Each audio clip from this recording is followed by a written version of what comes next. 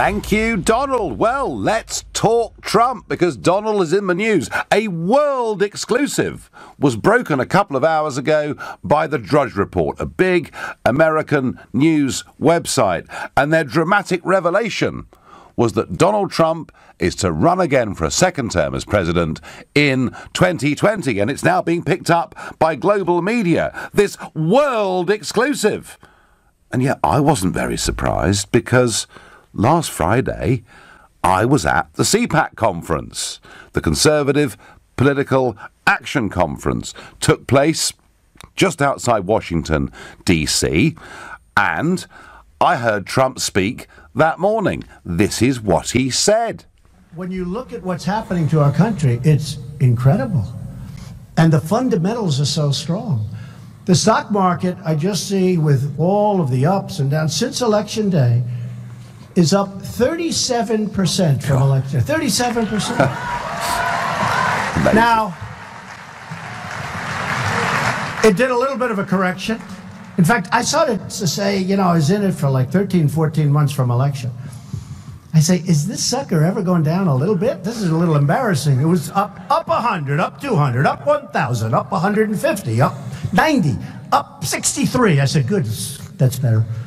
You know, hey, we've got 7 years to go, folks. You know, 7 years to go. We got a long time to go.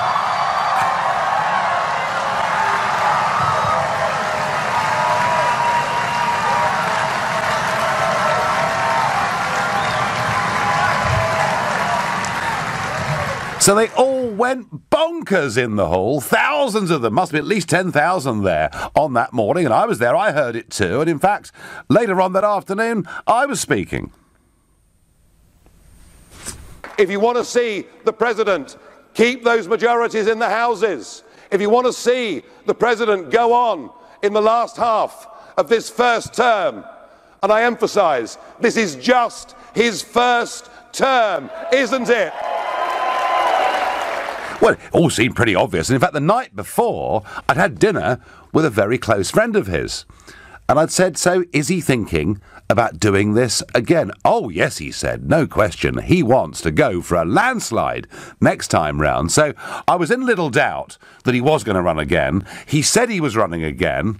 I certainly backed it up. And I got back from Heathrow, came into this studio, and I said on my Sunday show here on LBC, Trump is running again. There's no question about it. And yet no one seemed to notice even what Trump himself had said until this world exclusive broke today. So he's running again. He's already announced his campaign manager, a man called Brad Pascal, a Texan, huge fella. 6'8". I've met him a few times, socialised with him a bit. Very impressive guy. He's a big digital numbers guy. And actually, he ran the digital campaign for Trump during the 2016 campaign. It's just that no one's ever heard of him. He doesn't really do media, doesn't do self-promotion.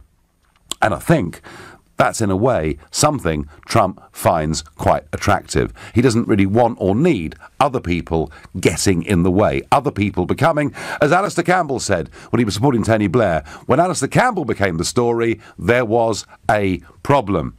I used to joke in UKIP, there's only room in this organisation for one big ego. And I think that's what Trump wants. He wants loyal people who do the job and keep below the radar. So it's happening, and I have to say, I wonder whether you agree with me. I mean, how do you feel about this wonderful news? I think it's great news. And, of course, if you want to tell me it's a disaster, then you can call 0345 6060 973. Or perhaps, like me, you think this man is on course. He's keeping his promises. He's on the way to being a great American president, in which case you can text to 84850, or perhaps you'd rather see somebody else in the White House, maybe Hillary Clinton. I don't know. But if you do, you can tweet Farage and LBC at LBC saying it should be Hillary or anybody else. And you can, of course, watch us on Facebook, because we're live from London next. The Donald is running again. Is he doing a good job? Well, it's certainly been a controversial year, hasn't it? Quite a few ups and downs. Just think about it.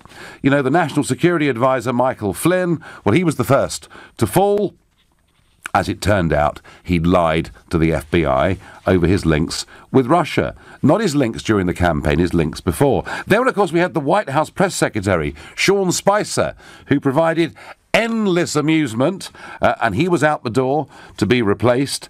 We then briefly had, I think for 10 days, Anthony Scaramucci was there as the White House communications director. After 10 days, he was gone. Steve Bannon, you know, someone that I've known very well for years, the chief strategist. There was a big falling out. There were things he said to newspapers, alleged to have said to newspapers, and indeed the Michael Wolff book, Fire and Fury, and Steve was gone. And then the FBI director, James Comey, who it was proved conclusively had been leaking, and he was fired. However, I personally think that was perhaps the biggest mistake Trump's made as president, even if you've got somebody from the so-called deep state who is leaking against you. Sometimes better to have them inside the tent rather than outside the tent, because now they've got the Mueller investigation, which drags on, and constant stories about Russian collusion, all of which I'm convinced are baloney. But look, despite the ups and downs, despite some of the tweets, despite some of the media firestorms, despite one press conference where he attacked the CNN guy, I mean, it's almost like a barroom brawl. But you know something? He's delivering on the things that he was elected to do. He is making America richer again. Of that, there is no doubt. And I think the fact that he's standing again is wonderful news. Let's see whether LBC listeners agree with me. Let's go to Frank in Harlow. Frank, good evening.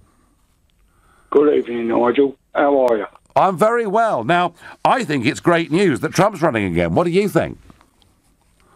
Do you really think that Trump is going to get to 2020, Nigel? I think he'll get to 2020. I think he'll get stronger and stronger, Frank, and I think he could win. I mean, obviously it's a long way off, and you never know in life, but do you know, the feeling I get, Frank, in America right at the moment is it's a country filled with optimism. It's got a leader who has made America's standing in the world go up. So the answer, Frank, is yes. Right, okay, so you've got all of these indictments, you've got all of these problems going around the world, you've got the Israel problem, you've got the... What's the Israel problem, Frank? Well, the Israel problem is what's happening in Syria at the moment. What I'm trying to say is, Nigel... Nigel, calm down. Frank, I'm incredibly calm. Right. If you had the power to sort out Saudi Arabia, Iran and Syria, what would you do, Nigel? Well, Saudi Arabia, Frank, is really interesting because Trump's first overseas visit was to Saudi Arabia. And you may remember that speech when he said to some of the biggest leaders in the Muslim world, drive out of your places of worship those who are doing us all so much harm. And interestingly, and it may be coincidence, but interestingly, since Trump went to Saudi Arabia and since some massive deals, business deals were signed between the two countries, we're now seeing, you know, what countries, Nigel? We're now seeing, Frank, within Saudi Arabia, some really fundamental reform. To destroy what countries, Nigel? Well, what are they doing? Saudi Arabia are buying a lot of military equipment from America, as indeed, Frank, they bought from us. Let's not forget, you know, big contracts between us and the Saudis over the years too. So, do you agree with our trade deals? What with Saudi Arabia? Yes. I have to say, I think it would have been better for the British government to have been a bit more open with the Saudi Arabians and to say, you know, they should not have acted as basically a safe haven in many cases to extremist preachers. I think we should have been a bit franker with them, Frank. And in fact, Trump wasn't he? He went there and said, there is a problem. You know, inside some of your mosques, bad stuff is being said. Please stop it. I wish we'd been as honest as that. Yes, and what did Mr. Trump do to the Saudi Arabians? Go on, tell me. Well, you remember the television pictures? Yeah. So what did he do? I don't know, Frank. You tell me. Go on, mate. No, I'm not. He went to Saudi Arabia. It was his first overseas visit. It was a hit. Frank, I think he is succeeding as president domestically and on the world stage. You clearly disagree. Look, I wish you luck, Nigel. Yeah, but I just hope you just don't bring the Trumpism to this country, all right? All right, I promise I won't. Okay, I'll tell you what, Trumpism probably wouldn't work in this country. Look, I know it's controversial, and I know there are lots of you out there that supported my views on Brexit, but don't support my views or didn't support my views on Trump. I went out on a limb to support Trump during that campaign. Many thought it was a high-risk thing to do. Many thought it was a stupid thing to do. I'm sitting here tonight arguing that, 14 months into his presidency, he's succeeding, and I think it's terrific news that he said he's going to run again. But hey, 0345 6060 973, come on and vent your spleen. Tell me I'm an idiot. Tell me I've got it completely and utterly wrong. You're listening to the Nigel Farage Show, exclusive at LBC. It's 7:15. They've said he's mad, they've said he's dangerous, they've said he's bad, they said he hadn't got a cat's chance in hell, and that was all 3 years ago, before he'd even decided to run as a nominee to be US president. But we are now nearly 14 months in to the Trump presidency, and yeah, I stuck my neck out supporting him, and I think he's doing very, very well indeed. The biggest chunk of his speech on Friday was about future American immigration policy, about ending what they call chain migration, meaning that endless numbers of family members can come, about ending the lottery, and they have a lottery for people getting into the States every year, and he wants to replace that with an Australian-style point system. He spoke also about secure borders, not open borders, and pledged he will build his great big, beautiful southern wall with Mexico. But he also, and he appears to be very tough on immigration, he's also shifted policy on the so-called dreamers, people who were born in America of illegal immigrants, and there's going to be quite a substantial amnesty for many of those. Harris poll today have announced some figures. 63% of voters support Trump's approach to the dreamers. 84% of voters support ending chain migration. 70% of voters support ending the annual lottery. And 79% of voters think secure borders, not open borders, are the way forward. And maybe on areas like this and the economy, that's why his approval ratings are going up. That's why I think it's great that he said he's going to run again in 2020. I know not all of you agree. I wonder what Edward from Salt Lake City has got to say. Edward, good evening. Hello again there, Nigel. Hi, nice to have you back on the show, Edward, and I know there's a growing number. I was over at, as I said, CPAC last week. There's a growing number of Americans tuning in to LBC, which is great. Well, yeah, especially those of us who also watched Steven Crowder and appreciated your interview with him just a couple of days ago. Yes, I was on with him as well. Yeah. So, Edward, is it? I mean, the Donald's going again. How do you feel? Absolutely, I'm a diehard Trump supporter. Let me put it this way: how well do you remember everything from the 1980 presidential campaign? Keep in mind, I was only 12 years old at the time. Well, I was a bit. Reagan Bush. I was a bit older than that. Reagan. That was Reagan's first win, wasn't it?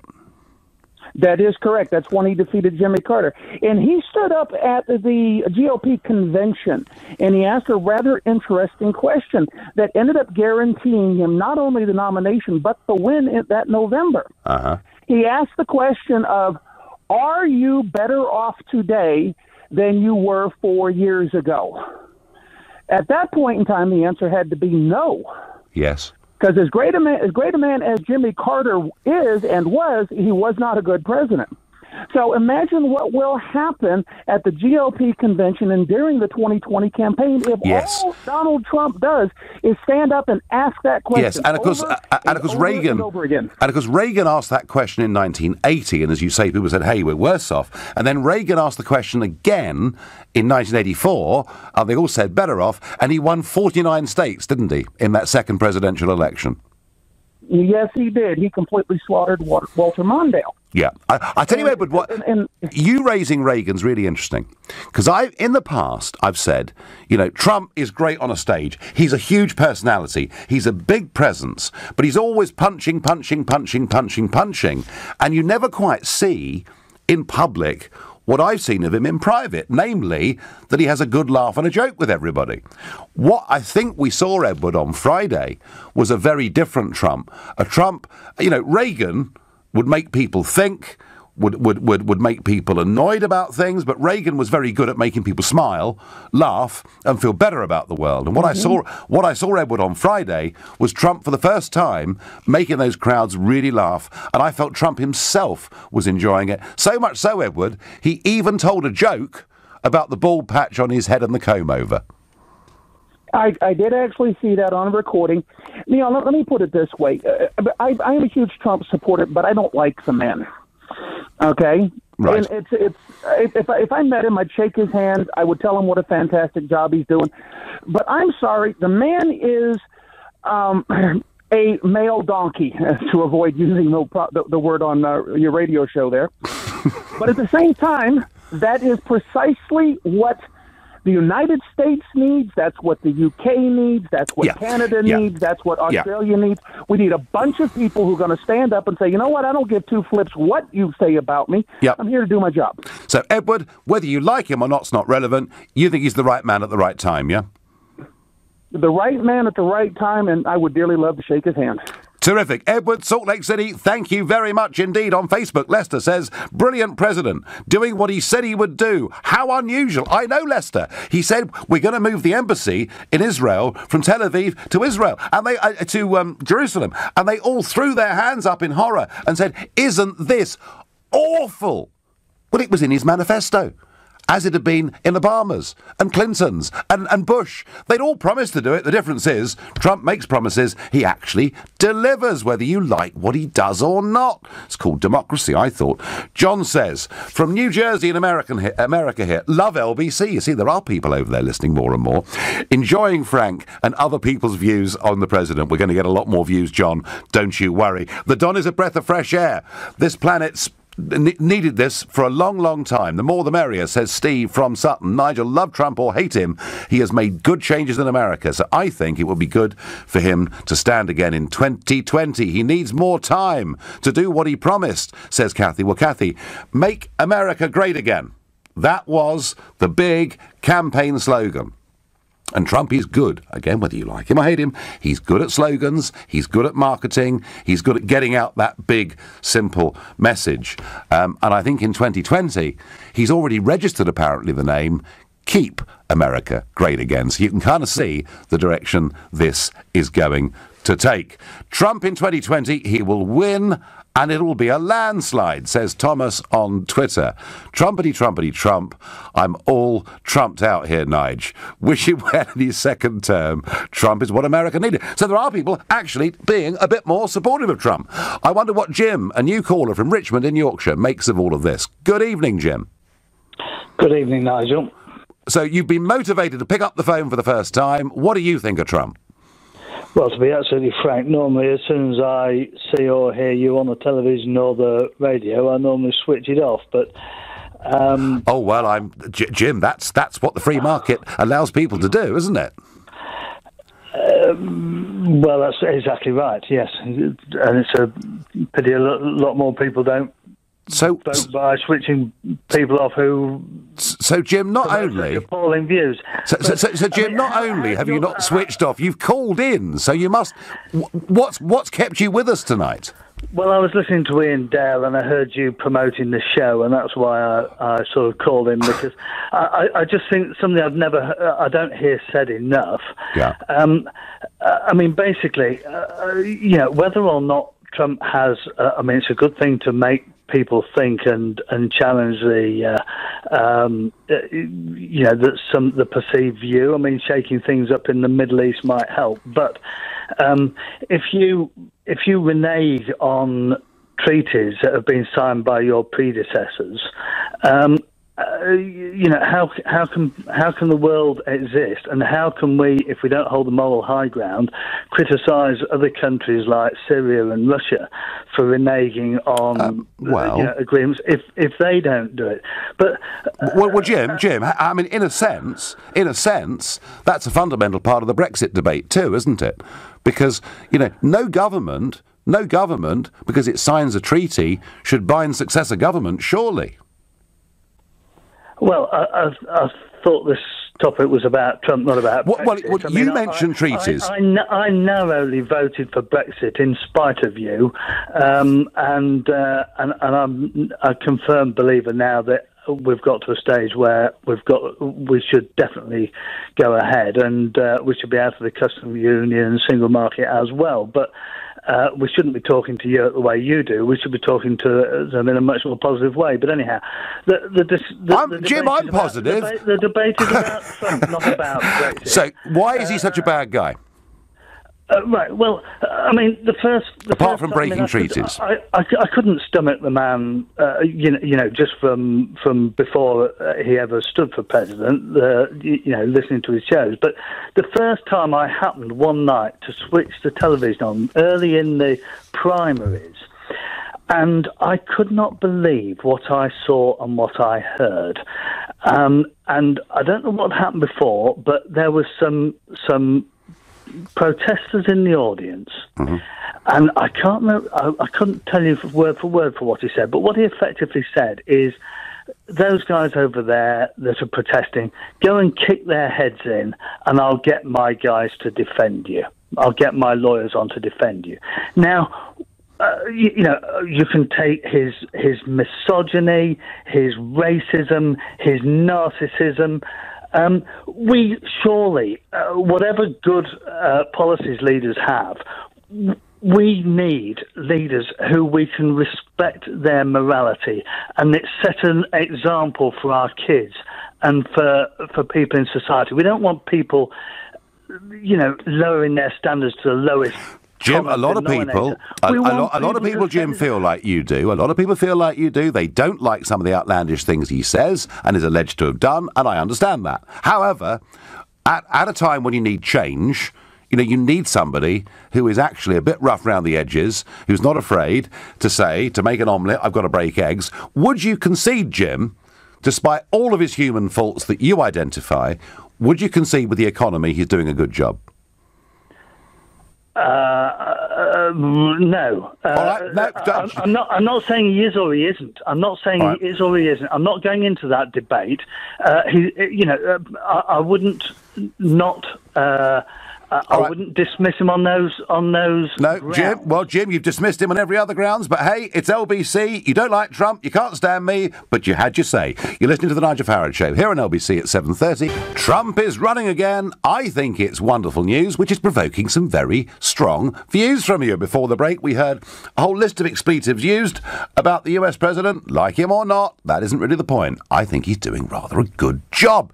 Before we get back to that, Boris Johnson. This is a Sky News story just broken. Boris Johnson appears to have told the Prime Minister it is wrong to see the task as maintaining no border on the island of Ireland after Brexit, and that the government's task will be to stop this border becoming significantly harder. So it's been a difficult one, hasn't it? The Good Friday Agreement, no border, although, of course, we do have different currencies and different tax rates, but very, very difficult, thorny question. Nobody wants a hard border back in Northern Ireland, apart from, it seems, the European Commission.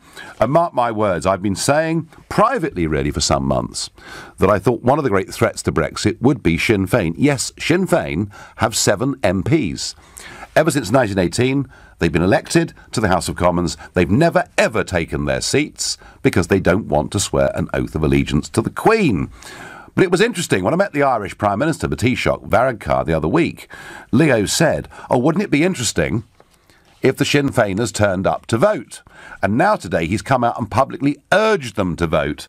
And of course, if Sinn Féin's aim is to get Northern Ireland out of the United Kingdom, they may think turning up on a big Brexit vote to defeat the government will bring them closer to that goal. So watch this space.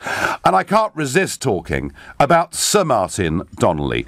Yes, Sir Martin, civil servant, studied PPE at Oxford, well, they all do, went to the College of Europe in Bruges, same place Nick Clegg went. Then he went to the École Nationale d'Administration in Paris. I mean, this bloke's got the full house. Then, of course, he worked for the European Commission for Leon Britton. He's a Euro fanatic. And then, of course, he did very well in the Foreign Office. And in the end, poor old Liam Fox finished up having to try and work with this bloke. I mean, it would appear that the biggest obstacle to Brexit actually is the civil service. And he said today, leaving the single market was like swapping a meal for a packet of crisps. I wonder, is there anybody that's had a senior job in the civil service that doesn't get a peerage, whatever they've done, which I think is in marked contrast? I was alerted to the fact that Flight Lieutenant Rodney Scrace had died aged 96 a couple of days ago. A Spitfire pilot, World War II, somebody I happened to meet a few times. Well, have a think about this. If peerages and knighthoods are 2 a penny for civil servants or Liberal Democrats, what about this? Of the just shy of 3,000 people who fought for this country in the Battle of Britain, the people that Churchill called the few, there are only 7 of them left alive today. And not one of them has received any post-war recognition for their role in what almost certainly was the single most important battle in the history of our country, perhaps in the history of the world. Because if they hadn't succeeded in stopping the Luftwaffe, Operation Sea Lion would have gone ahead and Britain would have been crushed under the Nazi boot. There are 7 of them left, and I would say this to the government. Rather than dishing out your knighthoods and peerages to those in the political elite, given that the 1st of April this year is the 100th anniversary of the foundation of the Royal Air Force, wouldn't that be an appropriate moment to honour these 7 people? You know, in France, they have a Légion d'honneur medal, which has been given out to people many, many years after their service. I just think recognising those surviving pilots from the Battle of Britain would actually carry great public support. I really, really do. Back to the Donald. He's running again. I think it's tremendous news, but not all of you agree. I wonder what Nick in King's Lynn makes of this. Good evening, Nick. Good evening, Mr. Nigel Farage. I don't think it's as somebody who only listens to you or tunes into you to hear what you're saying to your adoring fans, I really can't understand what you're getting so excited about.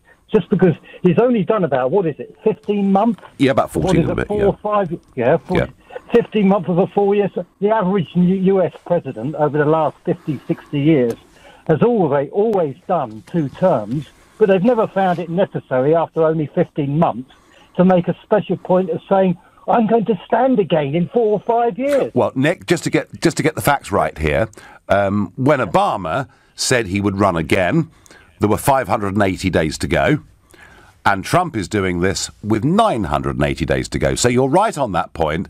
He is declaring this earlier than previous presidents have done. Yes. Well, why? Is there some doubt about it, and is there some problem?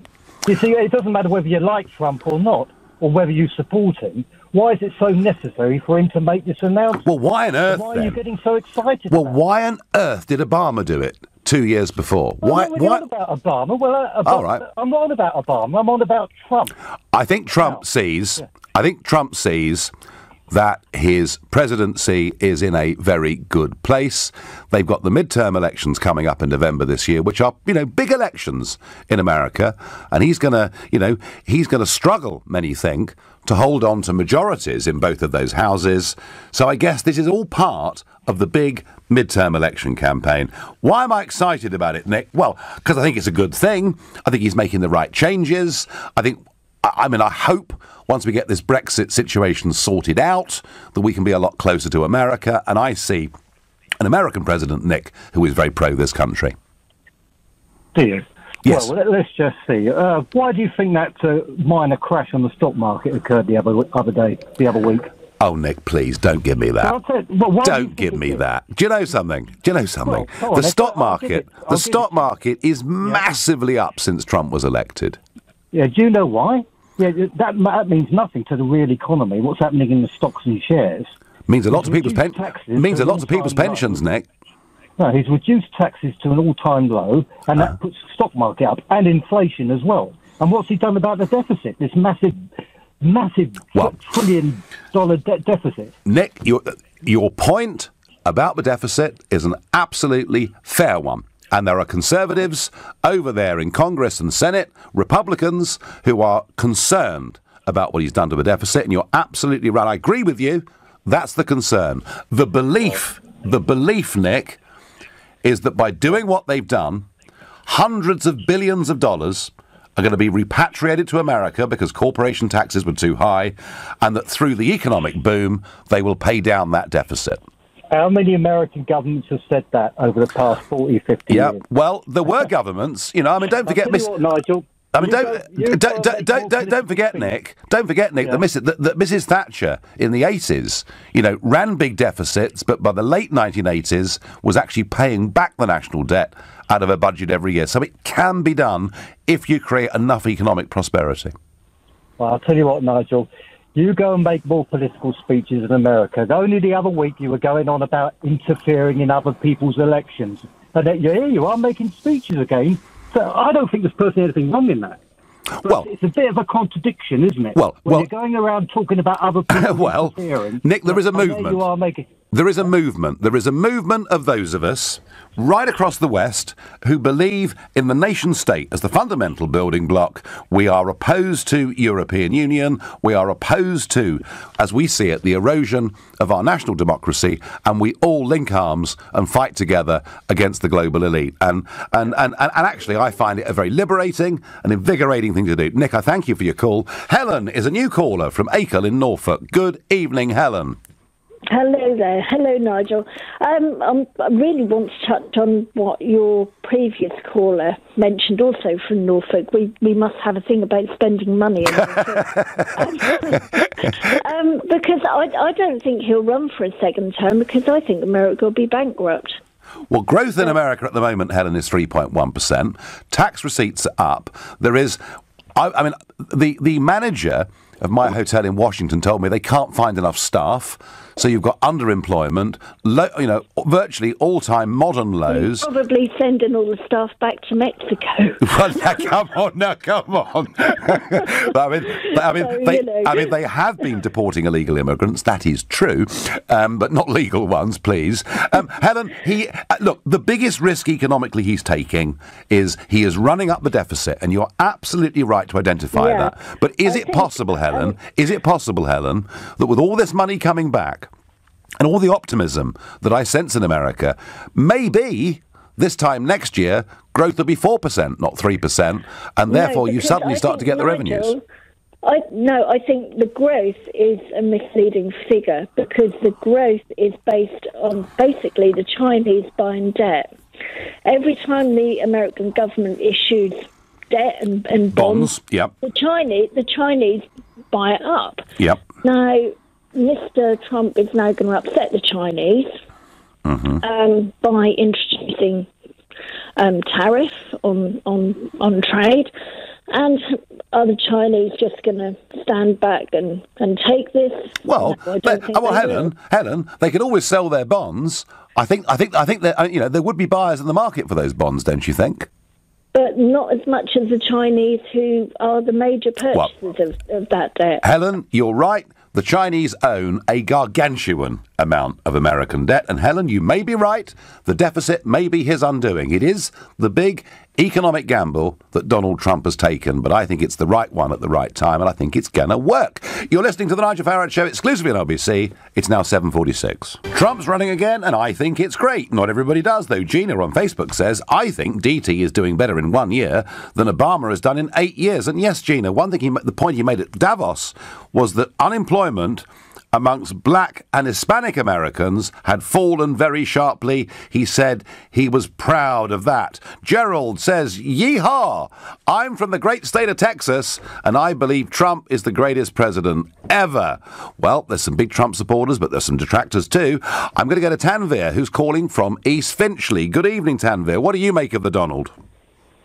Well, I think he is a very big racist. I think he is dividing America. I think he's making less friendly the people of America. I think his foreign policy is no good. There's a lot of things I can go on. He's a misogynist. Okay, Tanvir, can we just? I mean, you've obviously got a big list, and I do know some people absolutely can't stand him. Why do you say that he's a racist? Well, the speech that he gave a few days ago, it had some immigration points in it. And very good ones, I thought. Well, do you remember that he read a poem called The Snake? I do. Yeah. Do you think a world leader should read a poem that is openly racist and which paints the immigrants that want to come to America as snakes? As a general thing. Well, I have to say that was extremely bad. I have to say, Tanvir, I was there, and I thought the way he argued for getting rid of the lottery, for having a skills-based system, for making people could and would integrate into American society and adopt their values, I thought all of that was tremendous. I personally didn't think he should have read out that snake poem, but hey, he chose to do it. But I would ask you, Tanvir, would you rather live under a leader who was cautious about those that were let in case they did great damage and danger, or would you rather live under Mrs. Merkel, who just said to 1 million people, come on down, without being able to security check a single one of them? Well, I don't think Mrs. Merkel is relevant to this point we are talking about. Well, I do, Ted. I do. I do. Let's try. And what he's saying is... Let me ask you, Nigel, one thing. Right. America has around 1 million or so, and I don't have the statistics, of immigrants coming into the country every year. Yep. And they go through various checks, etc. Out of those 1 million people, how many do you think actually are the troublemakers? Well, very 100? Very few. 50? Very few. No, and one of the reasons, Tanvir... Very few. Yeah, and one of the reasons is that Obama, Tanvir, put in very, very strict vetting for people, particularly those coming from countries that were having problems. So this idea that you vet heavily, it's not Trump's brand new idea. Obama was doing it anyway. Yeah, exactly. So they're already being vet. What he is now doing is he is vilifying those people. He is making everyone assume that you are guilty before you are even tried because you come from the so-called shithole countries, so your values are very much less than ours. Now that is very racist. Well, we're going to watch our language. Tanvir, you may not like it, but he is basically carrying on a policy that was put in place by Obama, so maybe, if that's how you feel, you should use that word about him too. British politicians are weak. You can't say that about President Trump, can you? Says Mick on Twitter. We love President Trump. He does what he says he will do, and so many people are not used to that, especially in this country. We wish he was here in number 10, Jennifer. Jennifer, we had a general election last June, and we saw Mr. Corbyn yesterday, going about 180 degrees different direction on many of those pledges. And we've had Theresa May as Home Secretary and Prime Minister promising to reduce immigration to the tens of thousands, and there's absolutely no sign of it. And as I say, whatever it is that Trump does, he kind of said he'd do it in the campaign. I don't believe for democracy that can be a bad thing in any way at all. On Twitter, Terry says, hope he gets in and continues to give the establishment another 2 years education. It's looking like we need someone here also with the draw-dropping goings-on, according to the press. Well, be careful what the press say sometimes. Sam is calling from Beaconsfield. Good evening, Sam. Hey, good evening, Nigel. How are you doing? I'm doing well. No, I am an unashamed Trump supporter, Sam, but I know that not everybody is. No. Actually, to be honest with you, I was thinking before I started talking that I don't think it's right for people to come on the call and just call the President of the United States racist. No, nor do I. It's crazy. The reason I say that is because he's gone through enough vetting process by the Republicans. He was a businessman, an established businessman in the society for a very long time. He would not survive or even made it that far if he was a racist. I don't think he's an idiot either. He's a very smart guy. We shouldn't be judging his strength of mind. Okay. What I think, though, is this. Look, The fact is that Mr. Trump is a representative of an America First movement, the movement that you were just alluding to, right? Yes. And these movements are a consequence of where globalization hasn't worked, and whether Mr. Trump is around or not, these movements will stay. My problem, and although I have a concern with this, I'm not an exit here for, but my concern is this. I think Mr. Trump is the wrong person to represent movements like this because he's very reckless. And if I may, can I assess this through some of his foreign policy?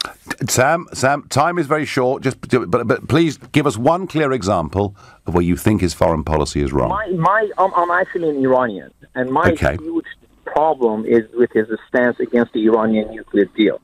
For him to turn around and frankly hide behind the character of America First and putting a deal that could destabilize the region, could be good for the world, and all of a sudden turning his back on it is reckless.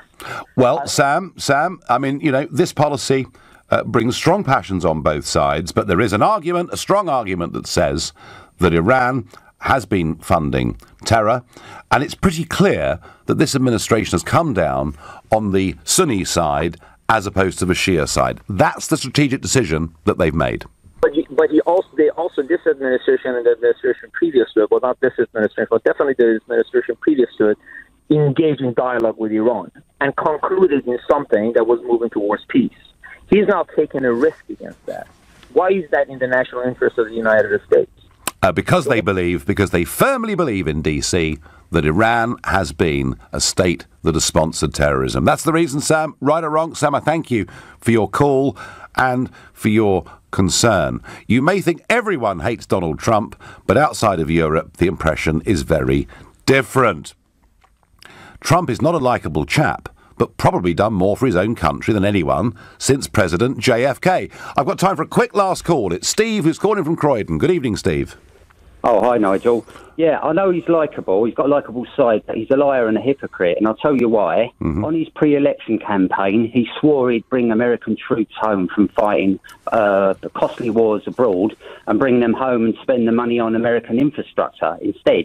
The second part of that is the hypocrite part of it is he had to go at American football players for taking the knee, NFL football players for taking the knee, yet he's best buddies with Henry Kissinger, who said, and I quote, military men are dumb, stupid animals to be used as well, I don't think you policy. I don't think you can, Steve. You can't blame Trump for anything Kissinger may or may not have said over a very, very long life.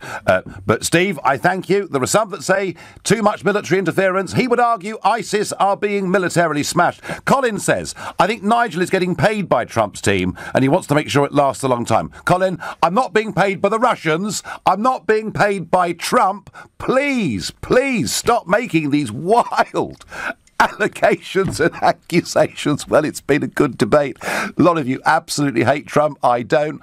Using words like wonderful, I was really deliberately trying to tease you a bit tonight. But Kevin does agree. He on Facebook says, the best thing that's ever happened to the state since Lincoln. So there you go. You've been listening to the Nigel Farage Show. I'm back tomorrow night at 7. At 10 tonight, it's Ian Collins. But up next, it's Clive Bull. Nigel, thank you very much.